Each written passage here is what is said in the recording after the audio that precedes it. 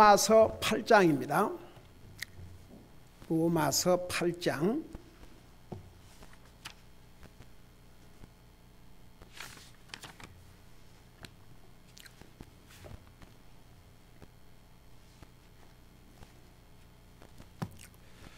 로마서 8장 27절, 28절 두 절을 같이 읽겠습니다. 27절, 28절입니다. 우리 같이 읽습니다. 시작. 마음을 살피시는 분께서 성령의 생각이 무엇인지 아시나니 이는 그분께서 하나님의 뜻대로 성도들을 위해 중보하시기 때문이니라. 우리가 알거니와 하나님을 사랑하는 자들 곧 그분의 목적에 따라 부르심을 받은 자들에게는 모든 것이 합력하여 선을 이루느니라. 아멘. 앉으시기 바랍니다.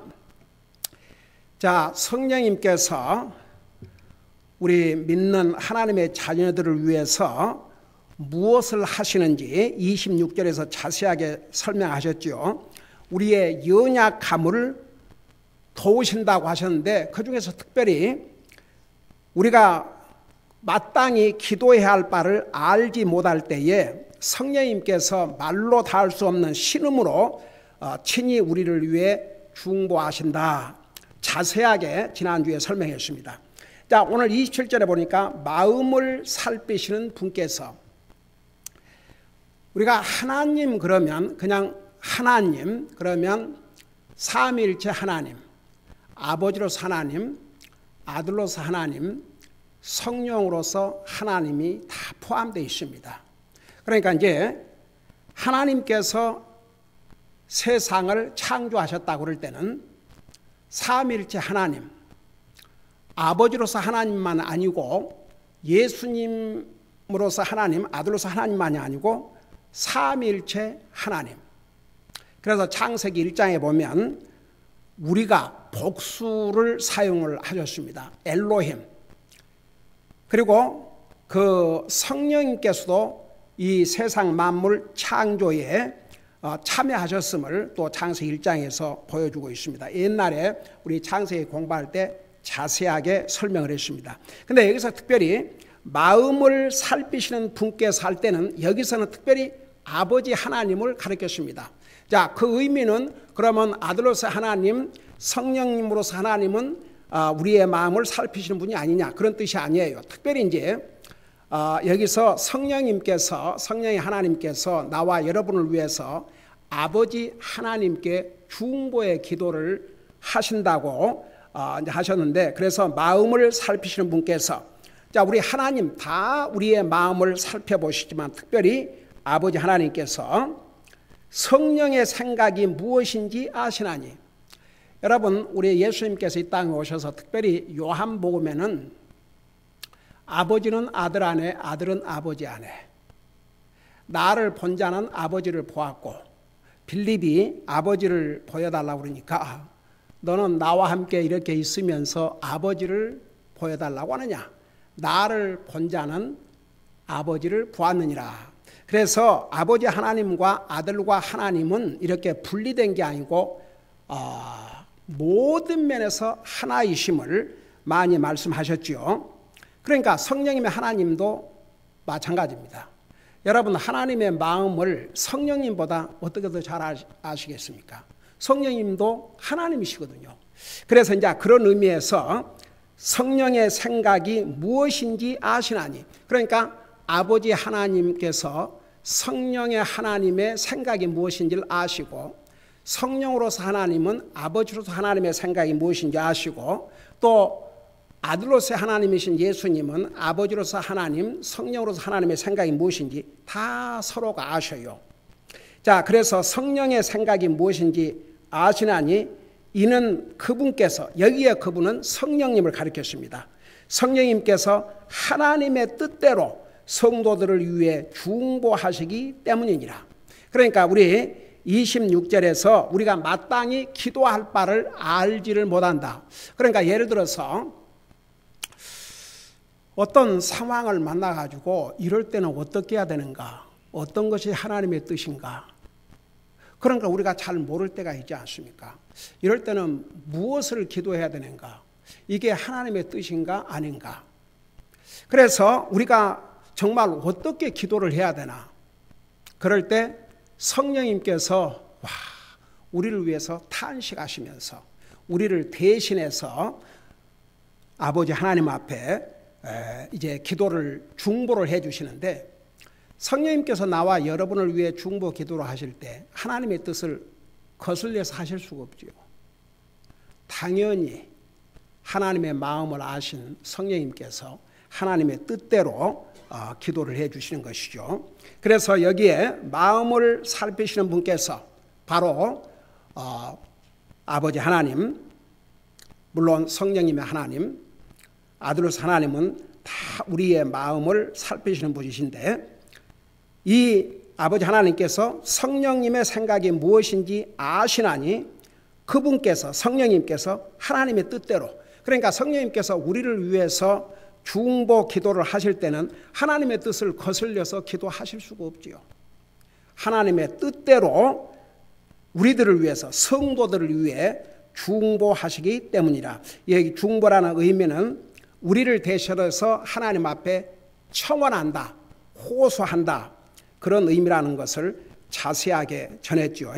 그러니까 이제 한 가지, 왜 우리 주님께서 가시면서 내가 너희를 위해서 성령님을 보내시겠다고 그러냐 그러면, 우리를 구원하신 다음에 우리 홀로 두신 것이 아니고 하나님께서 항상 우리와 함께 하심을 분명히 약속을 하셨습니다.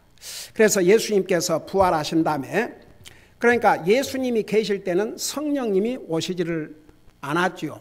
구약시대 때는 성령님께서 필요할 때 일시적으로 오셨고 그 다음에 떠나셨어요.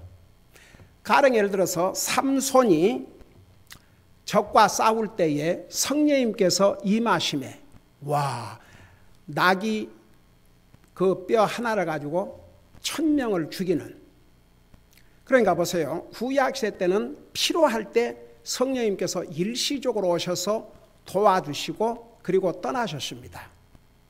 근데 신약시대에 오면 이제 성령님께서 예수님을 믿는 하나님의 자녀들에게서는 떠나지 아니하시고 우리가 하늘나라 가는 순간까지 성령님께서 우리와 함께 하셔요. 우리가 하늘나라 가는 그 순간까지. 그래서 예수님께서 제자들에게 약속을 했지요. 특별히 요한복음 14장에 보면, 자, 예수님께서 제자들에게 이 사실을 알려야 되니까 내가 멀지 않아 예루살렘에 가서 붙잡혀서 내가 죽을 것이다. 그렇지만 사흘 후에 다시 부활을 할 것이다. 다 그런 거 알려주셨지만 예수님의 제자들은 근심하기 시작했죠. 그러니까 이제 요한복음 14장부터 너희는 마음에 근심하지 말라, 하나님 믿으니 또 나를 믿으라 하시면서 이제 15장에 가면 성령님에 대해서 자세하게 설명을 해주고 있습니다. 내가 가는 것이, 가면 내가 위로자 성령님을 너희에게 보내실 것인데 성령님께서 너희와 함께 하실 것이라는 것을 분명히 약속해 주셨습니다. 그리고 이제 예수님께서 부활하신 다음에 40일 동안 계셔서 그분의 부활하심을 직접 보여주셨지 않습니까? 그리고 이제 40일이 지난 다음 열흘 후에, 그러니까 오순절, 우리 주님께서 약속하신 대로 성령님께서 임하셨지요. 그게 이제 사도행전 4장에 나타난 놀라운 사건입니다. 근데 이제 초대교회 성도님들은 사실 우리와 같은 이런 신구약 성경을 다 가지고 있지 않았기 때문에 많은 면에서 몰랐습니다. 그러니까 어떤 면에서는 나와 여러분은 하나님이 이렇게 기록해서 주신 완전한 계시, 우리말로, 영어로, 아직도 이 지구 땅에는 자기 나라 말로 이렇게 기록된 성경이 없는 그런 나라도 있습니다. 그래서 우리 추룹 성사님은 그 작업을 하고 계시는데 이미 신약 성경은 다 완성을 했지 않습니까? 우리에게 그 사본이 지난번에 오셔서 우리에게 주고 가셨죠. 그래서 이제 구약 성경 그 나라 번역 작업을 하고 계시는데, 저는 그 추룹 선교사님을 위해서 기도할 때마다 주님 부르시기 전에 추룹 선교사님이 이 구약 성경도 완전히 마무리할 수 있도록 도와달라고 그렇게 기도하고 있습니다. 그런데 나와 여러분은 이렇게 우리말로, 영어로 더 이상 계시가 필요 없어요. 이 신구약 성경은 완전한 계시입니다. 그래서 이 성경에 우리가 알아야 될 것은 다 기록이 되어 있습니다. 이 외에 더 알 것 없어요. 여러분, 신명기 29장 29절에서는 비밀은 하나님께 속한 것이라도 우리가 알아야 될 것은 다 계시해 주셨다고 그랬어요. 그것을 미리 약속하셨어요. 이 모세를 통해서. 여러분, 성경이 기록된, 한번 생각해 봐요. 약 1600년이 걸렸어요. 모세오경, 모세를 통해서 기록하기 그러니까 주님이 탄생하기 1500년 전에, 그리고 이제 신구약 성경을 마무리하는 요한계시록은 AD 95년에서 99년 그 사이로 보니까, 그러니까 구약 성경 창세기로부터 사실은 이제 제일 먼저 기록된 책은 욥기라는 거 자세하게 설명했죠, 옛날에. 그러니까 이제 그 욥기를 포함해서 이제 이 성경을 분류하다 보니까 역사서, 창세기부터, 그러니까 모세오경 역사홀시다. 창조의 역사부터 이스라엘의 역사. 자, 그리고 나서 여호수아, 사사기, 사무엘상, 사무엘하, 열왕기상, 열왕기하, 역대상, 역대하. 이 다 역사예요, 역사. 이건 무슨 사람들이 자기 생각을 자기 마음대로 기록한 게 아니고 역사입니다. 그래서 이제 역사서 다음에는 시서, 그러니까 하나님의 계시의 말씀을 시적으로 기록해서 주신 책이 몇 권 있죠. 욥기, 그 다음에 시편, 그 다음에 잠언, 그 다음에 전도서, 송 오브 솔로몬, 아가서라고 그러죠, 한국말로. 그 다음에 이제 애언서 이렇게 되어 있습니다. 그래서 이사야서부터 말라기까지 애언서죠. 그리고 이제 신약 성경에 돌아와서는 이제 사복음서, 이 사복음서는 우리 예수님께서 이 땅에 오셔서 가르치시고 행하신 모든 일들을 기록을 하셨는데, 사실은 요한복음에 의하면 이 사복음서에 기록된 것이 전부는 아니에요. 그런데 우리에게 필요한 것들은 다 기록해 주셨죠. 왜냐하면 요한복음 마지막 절에서 뭐라 그런 줄 아십니까? 여러분 잠깐 눈으로 봐요. 요한복음 21장 25절을 보시기 바랍니다.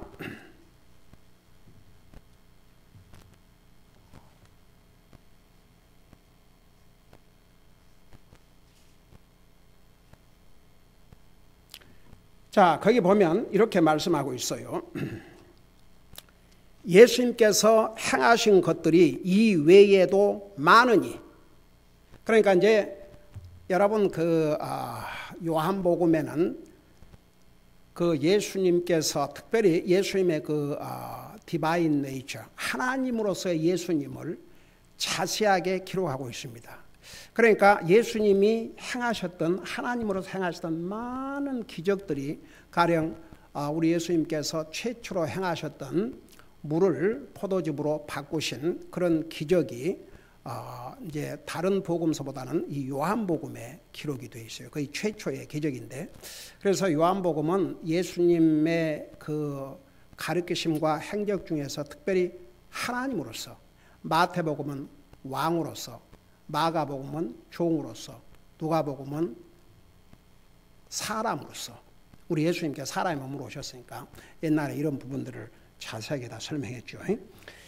그런데 그러니까 이 요한복음에는 진짜 우리 예수님께서 행하신 많은 것들을 기록하고 있는데, 그럼에도 불구하고 25절에 예수님께서 행하신 것들이 이 외에도 많으니, 그러니까 현재 이 기록된, 지금 요한복음에 기록된 이 외에도 많으니, 만일 그것들을 낱낱이 기록한다면 심지어 이 세상이라도 기록한 책들을 다 담아두기에 부족할 줄로 나는 생각하노라. 아멘. 와, 여러분, 제가 옛날에 전도하고 다니면서 참 별의별 질문을 다 들었는데, 이제 그런 질문을 한 사람들은요, 그래도 교회를 다닌다고 그러고 하나님 말은 믿는다고 그러고 성경을 지식적으로 안다고 하는 사람들이에요. 그러하면 그런 질문 자체를 할 수가 없죠.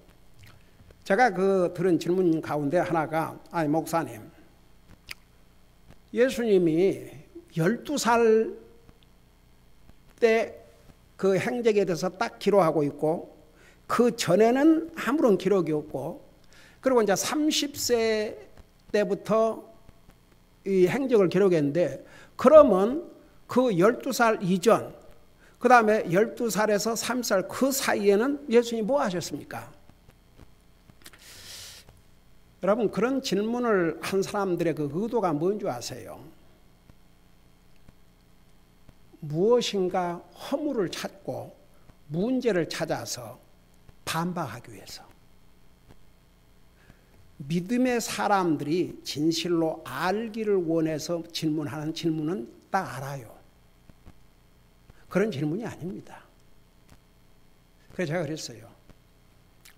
가령 미국의 역사를 이제 배우는데, 미국의 역사 중에서 이제 특별히 가령 미국의 초대 대통령 와싱턴에 대해서, 그건 역사적인 사건이니까 기록하고 있죠.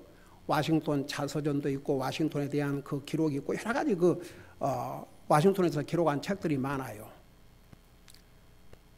그런데 뭐 와싱턴뿐만 아니라 링컨, 세계가 인류 역사에 그 정치 리더들, 많은 알려진 리더들에 대한 기록들이 있지만, 어디 그들에 대해서 기록할 때 언제 태어나가지고 오줌 싸고 똥 싸고 뭐 먹고, 그 다음 날은 뭘 하고, 그 다음 날은 뭐 하고, 1살 때는 뭐 하고, 2살 때는 뭐 하고, 3살 때는 뭐 하고, 4살 때는 뭐. 세상에 그런 역사는 없어요. 그 인물에 대한 중요한 것만 딱 기록하죠. 그런데 그렇게 설명을 했어요. 우리 예수님은 하나님이시지만 사람의 몸으로 이 땅에 오신 건 역사적인 사건이다. 그런데 그분이 태어났을 때의 그 상황은 성경에 기록이 되어 있다. 그리고 12살 때의 행적을 특별히 성경에 기록한 이유는 12살밖에 안 된 사람의 관점을 둔 어린 아이가 예루살렘 성전에 가서 그 서기관들, 바리새인들 이런 가리키는 자들을 앉아서 가리키고 놀라운 일이었어요. 그러니까 12살 먹은 어린아이가 뭘 한다고? 그러니까 거기서 예수님은 단순한 어린아이가 아니고 하나님이심을 잠깐 보여준 거예요. 그리고 이제 남은 행적에 대해서는 뭐라고 얘기를 했는 거 아니? 아버지가, 그러니까 사실은 성경은 한 번도 그 요셉을 예수님의 아버지라고 얘기 안 했어요. 마리아의 남편이라고 그랬죠. 근데 이제 세상 사람이 볼 때는 요셉을 아버지로 그렇게 이제 성경이 기록하고 있는데, 그러니까 이제 12살 때 그런 일이 있은 다음에 고향으로 다시 돌아오셔가지고 그 요셉이 목수일을 했는데 그 일을 도우셨다. 그렇게 딱 기록이 되어 있어요. 왜냐하면 예수님께서 정식으로 공식적으로 하나님의 사역을 아직 시작을 안 하셨기 때문에, 그러니까 12살 때 그런 일이 있으신 다음에 고향으로 가셔서 부모를 돕고 그거예요. 그리고 이제 30이 되시면서 공개적으로 공식적으로 이제 하나님의 아들이시요 하나님이시요 인류의 구원자요 인류의 메시아로서의 이걸 이제 보여주기 시작한 것이죠. 그러니까 3년 동안. 그래서 여러분, 무슨 예수님이, 아니 요한복음 외에 예수님께서 행하신 일도 많은데 그걸 낱낱이 기록한다면 세상이라도 그 책을 두기가 어렵다고 그랬었는데 그걸 어떻게 기록합니까? 그러니까 우리에게 꼭 필요한 내용, 우리 인생들에게, 우리 인생을 구원하러 오셨기 때문에 우리 인생들에게 필요한 메시지만을 기록해 주신 것이죠. 그러니까 이제 우리는 완전한 계시, 창세기부터 요한계시록까지 이 내용 속에 다 들어있습니다. 과거와 현재와 미래 다 들어가 있어요. 이 외에 다른 계시가 필요가 없습니다. 그런 면에서 그 몰몬교, 이 계시가 부족해서 그러니까 분명히 성경은 요한계시록을 마지막으로 이것에 더하지도 말고 빼지도 말라. 그러니까 이 말씀이 우리에게 주신 최종 완전한 계시입니다. 이 외에 우리가 알 것이 없어요. 우리가 알아야 될 것은 전부 이 말씀 속에 주셨습니다. 그러니까 이제 초대교회 성도들보다 우리가 참 더 복된 위치에 있다는 이유가, 그리고 아직도 사실 조금 전에 얘기했지만 이 성경이 자기 나라 말로 번역되지 못한 나라들도 현재 지금도 있어요.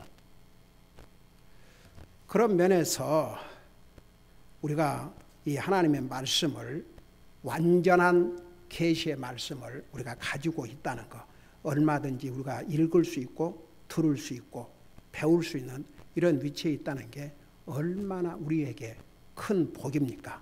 근데 어떻든 간에, 그래서 이제 이 성경이 완성되기 전에는 초대교회 성도들조차도 도대체 성령님이 누구시며 성령님이 하시는 일이 무엇이며 이런 거 잘 몰랐어요. 그러니까 여러분 잠깐 사도행전 19장인가? 여러분 잠깐 사도행전 19장을 가봐요.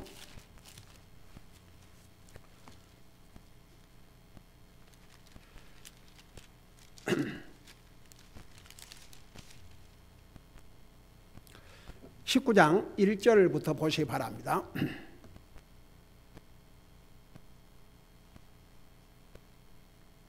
거기에 보니까 아볼로가 고린도에 있는 동안 바울이 위 지방들을 두루 다니고 에베소에 이르러 어떤 제자들을 만나 그들에게 이르되 너희가 믿은 이래로 성령님을 받은 적이 있느냐?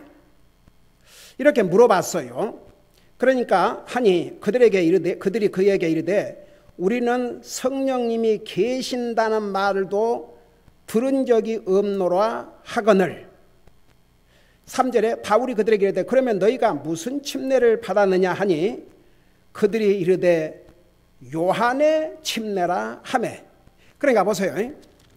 이 당시만 해도 성령님이 누구며 성령님을 어떻게 받는지 그 자체도 몰랐어요.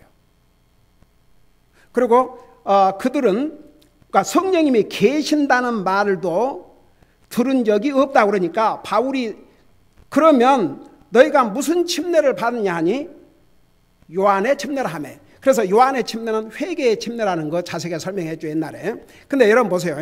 이렇게 그 초대교회 성도들은 우리와 같은 이런 완전한 계시의 말씀을 다 갖고 있지 못했기 때문에 이런 내용에 대해서는 잘 몰랐어요. 그러니까 초대교회에서는 구원의 메시지, 그건 그게 메인 메시지였어요. 구원의 메시지. 주 예수를 믿으라. 그리하면 구원을 받는다. 그러니까 예수님을 믿음으로 구원받는다는 거. 그게 핵심 메시지였습니다. 그 외에 많은 이런 내용들은 초대교회 성도들은 몰랐어요.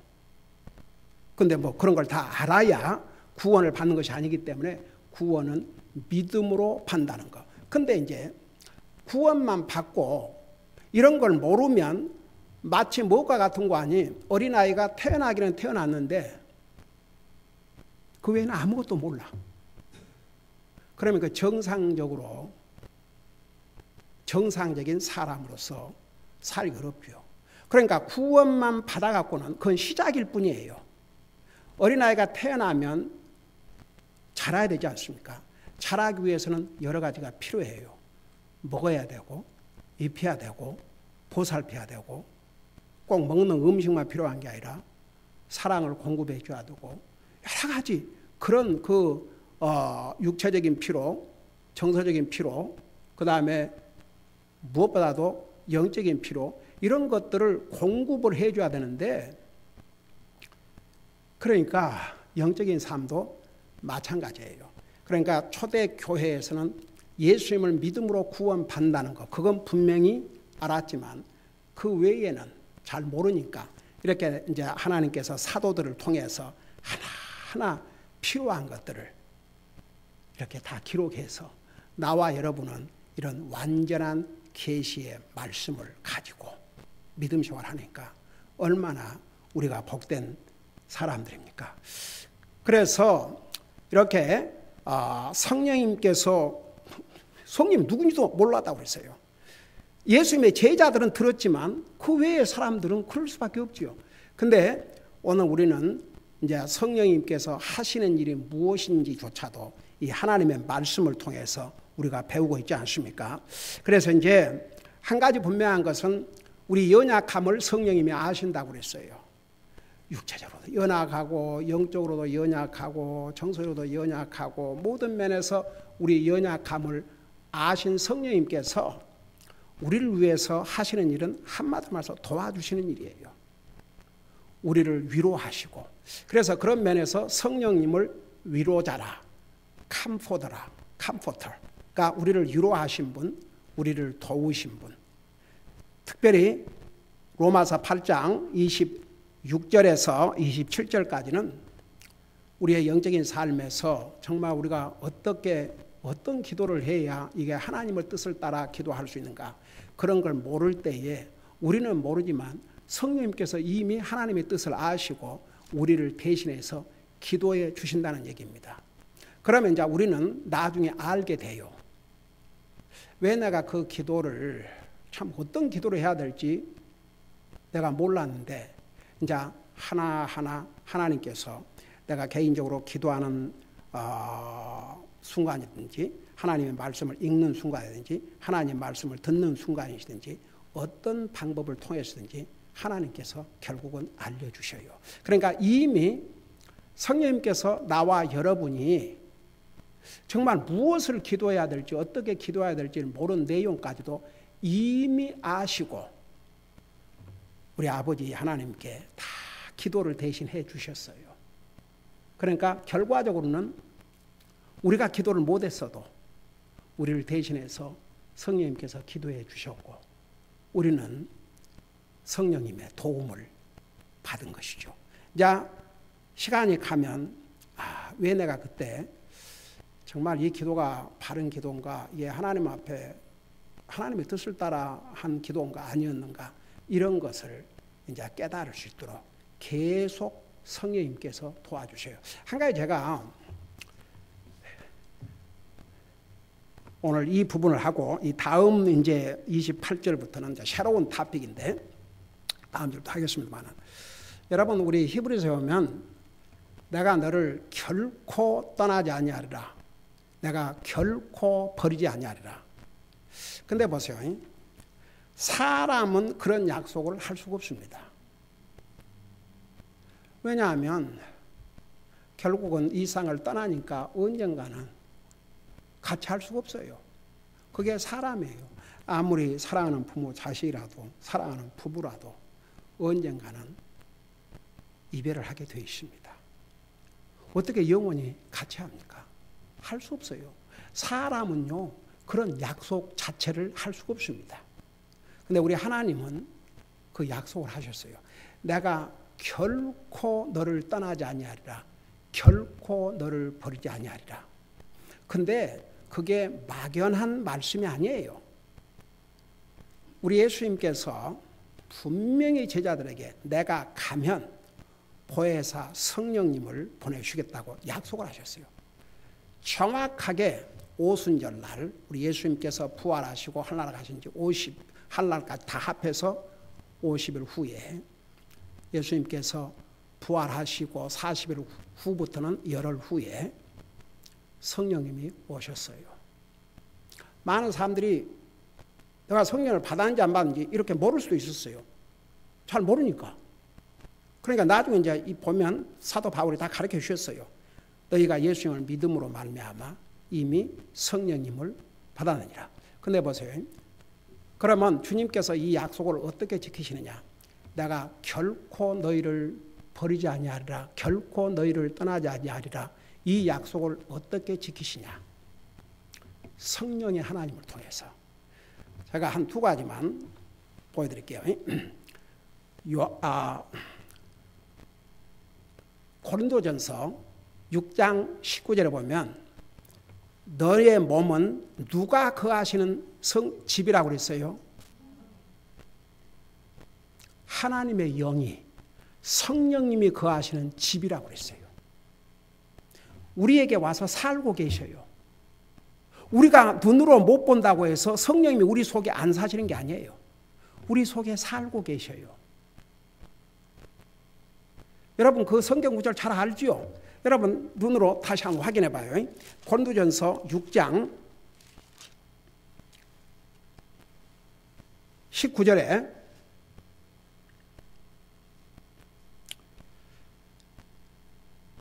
뭐라 하십니까? 도대체 무슨 말이냐? 너의 몸이 너희가 하나님께로부터 받은 바 너희 안에 계신 성령님의 전인 줄을 너희가 알지 못하느냐? 그러니까 보세요. 성령님께서 우리 몸속에 오셔서 살고 계셔요. 언제까지 살고 계시느냐? 우리가 성령님의 뜻을 어기면 그냥 나 더 이상 너 속에 못 있겠다. 그러고 떠나질 않아요. 안 떠나셔요. 언제까지 안 떠나시느냐? 우리가 하늘나라 가는 순간까지 안 떠나시는데 여러분 잠깐 에베소서 4장 3절인가를 한번 보세요. 에베소서 4장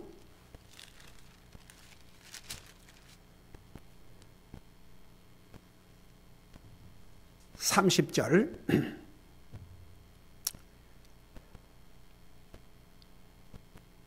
거기 보면 하나님의 거룩한 영을 슬프게 하지 말라.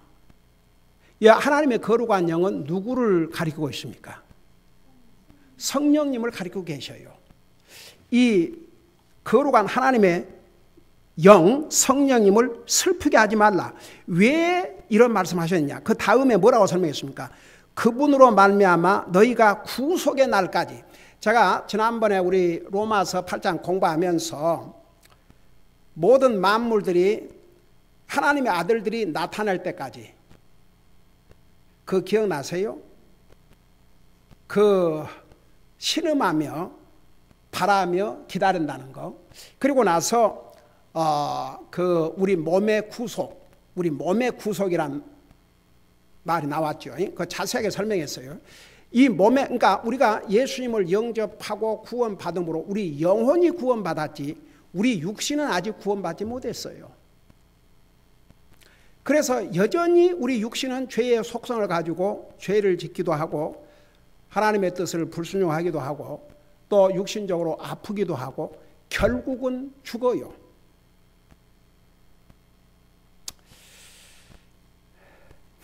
제게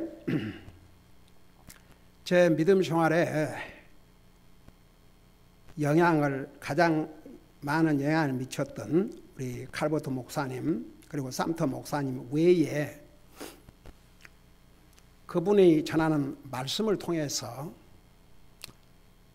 제가 많은 격려와 목회 생활하면서 위로와 용기를 얻었던 그 목사님이 찰스 스탠리라고 하는 침례교 목사님이신데, 제가 목회를 하기 위해서 가족을 데리고 1986년도에 미국 교회에서 준비해 준 밴을 타고 오는데 계속 이렇게 운전을 하고 가다 보니까 그 좀 뭔 소리가 좀 필요해서 딱 그 방송을 틀었는데 그게 딱 그 찰스 스탠리 목사님이 설교하는 내용이 딱 나왔어요.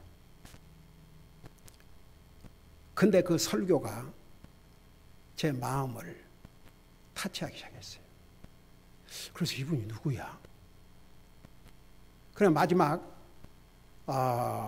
끝날 때까지 다 듣고 보니까 이제 마지막에 조지아주 애틀랜타에 사역하고 계시는 찰스 스탠리 목사님. 그래서 제가 굉장히 용기를 얻었어요. 그래서 제 사무실에 서재에 보면 그 찰스 스탠리 목사님이 쓰신 책은 거의가 다 제가 가지고 있을 만큼 제게 개인적으로 우리 칼버트 목사님, 삼터 목사님 외에 또 메시지를 통해서 제 목회해오는 동안 큰 격려가 됐던 그 목사님이 90세로 화요일 날 주님 곁으로 가셨어요. 근데 왜 그렇게 제 마음이 뭘로 표현할 수 없었어요.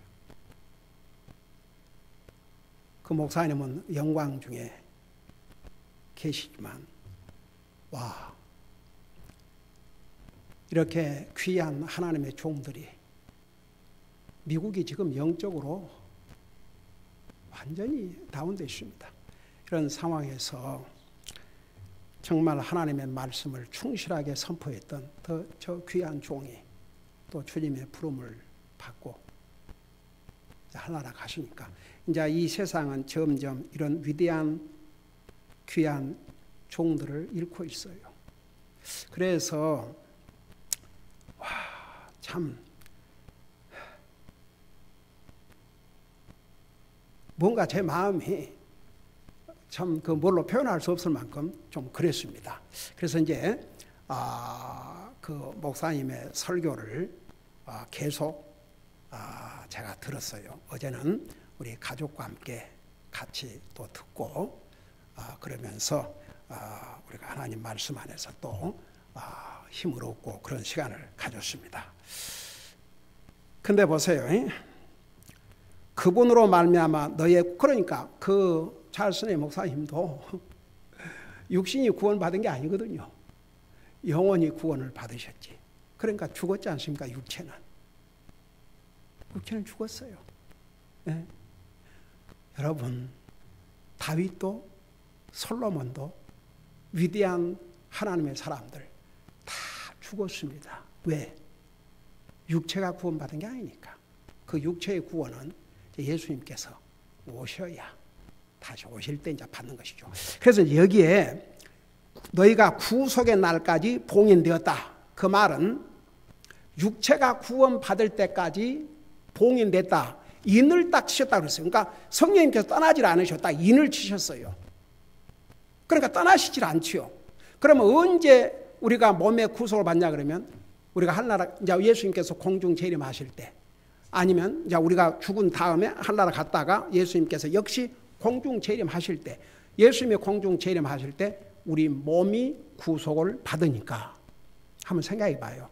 우리가 이 세상 떠날 그 순간까지 성령님께서 우리와 함께 하신다 그 말입니다. 이분이 우리 성령님이십니다. 그래서 우리 주님은 이 성령님을 통해서 우리가 하늘나라 가는 그 순간까지 우리와 함께 하시는 것입니다. 기도하십시다.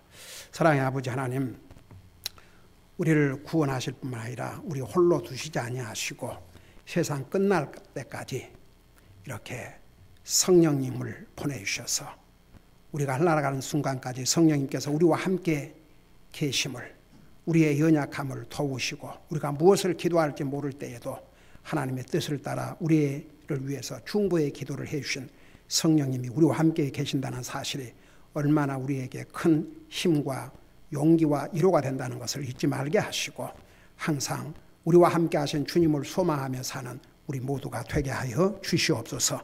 감사합니다. 사랑합니다. 예수님의 이름으로 감사 기도하옵나이다. 아멘. 여러분